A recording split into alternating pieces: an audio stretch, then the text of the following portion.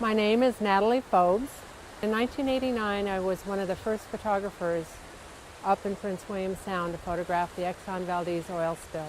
I arrived in Valedez and was up in the air photographing aerials and was just shocked at what a large spill this really was.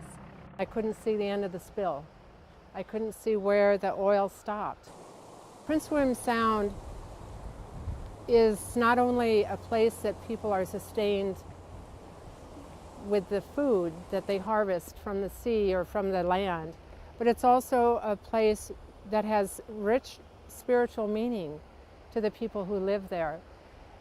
And to live through their words what they were going through, well, it haunts me to this day. I would write in my personal journals, I'm just really shocked. I can't really comprehend. I sat in the boat today and cried just to release the feelings. When I think about the Exxon-Valdez oil spill, it's almost as real to me today as it was 20 years ago. I have flashes of these images of the birds and the otters that had died. And I see the tears in the people's eyes as they sat around on the fishing boats at night, wanting to help, desperately trying to help. And yet, it was such a massive, massive spill.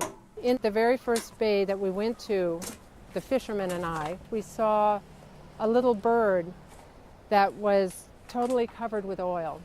And the bird was flapping its wings, desperately trying to lift off of the water, but it couldn't.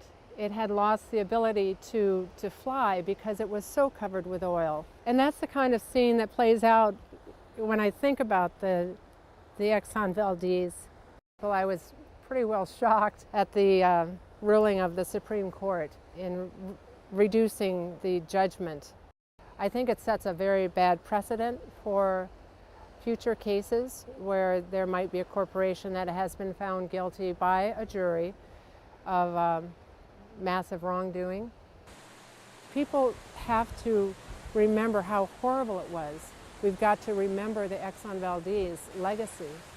And we all have to work to try to make sure it never happens again, ever.